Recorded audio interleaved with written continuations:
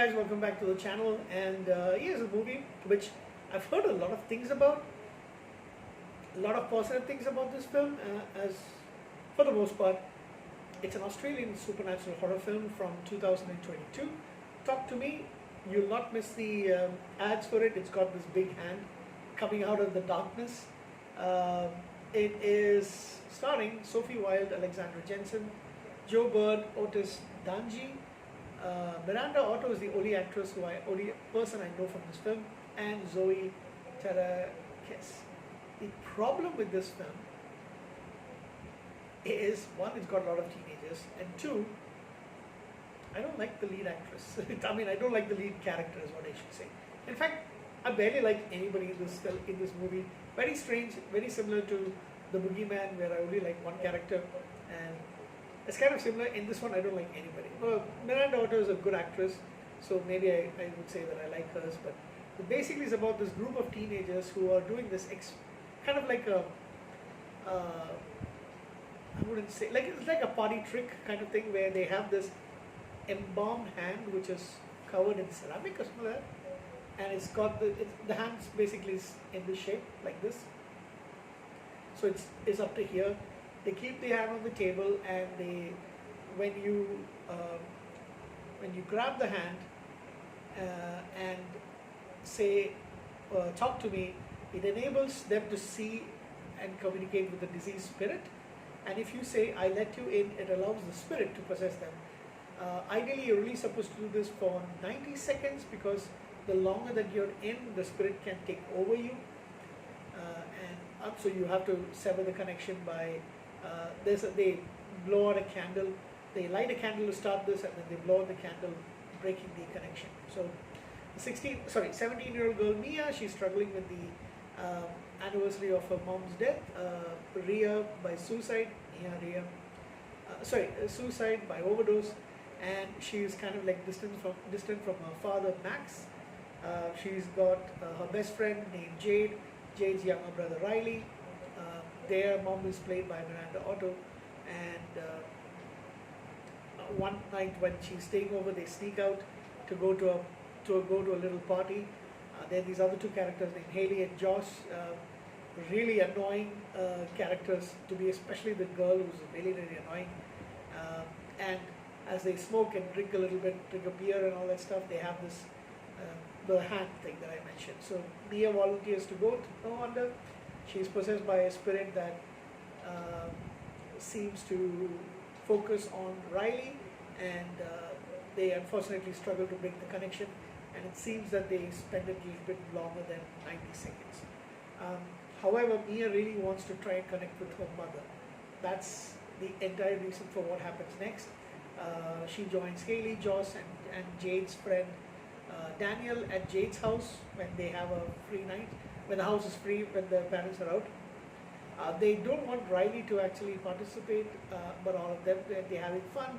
They just go for like the 90 seconds, and they're having fun. They're smoking, they're laughing, and all that stuff. Riley wants to do it, but his sister doesn't allow him. And when she's away, typical, Mia says, he goes to Mia, and basically she tells him, okay, you can do it for 50 seconds instead of 90. And predictably, instead of just some random spirit, it's her mother Ria who possesses Riley. And unfortunately, she doesn't let it break. So the body is taken over by spirits, and it makes him to attempt suicide, banging his head. That's really creepy, let me tell you that. Trying to pull out his eye and all that stuff, and he is hospitalized. Both her friend Jane and Jane's mother are angry with Mia. The parents don't really know exactly what happened, but they blame her for it. The sister is really pissed off, and now Mia is seeing her mother's spirit here and there. She is blamed for the injuries, and but she does really want to spend some time and get to see her mother's spirit again. The only one to comfort her is Daniel. He comes and stays with her. They're supposed to be just friends, but in the middle of the night, she basically She sees the spirit, a disgusting movie spirit, come and suck Daniel's feet. But however, when he wakes up, it's actually Mia who's sucking on on his feet. That's disgusting. Yeah. So again, she tries to connect with the she's got the hand. She's kept the hand with her. She tries to connect with her mother, and you know, she finally she's able to read. The spirit is trying to contact her, and she wants to really help Riley, but then she reads the suicide note from her mother, and that leads her to have this hallucination, and she attacks her father by mistake. She and kills him. At least I understand that she is actually killed, and then finally she goes back to the hospital by now, and she wants to use it once again on Riley, and she wants to help save him as well. So, but things go wrong. She is pushing Riley on a wheelchair and takes him towards the highway, and the mother appears as spirit and tells her to push the boy in a wheelchair on towards oncoming traffic, but instead Mia just falls, and she hits. She basically lies injured on the road. She hits some kind of vehicle. She wakes up and then is immediately taken to the. She next feels that she's in the hospital, but she's just a spirit. Nobody seems to react to her, and she sees her friends. Riley has recovered by now, and he is talking to Jade and others. His mother, well, they're all happy that he's actually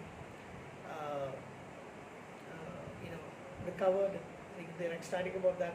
She sees her dad passes through. Nobody's responding to her. She walks and she sees a mirror, but there's no reflection of herself. Her hands are disfigured, and she is slowly engulfed by darkness.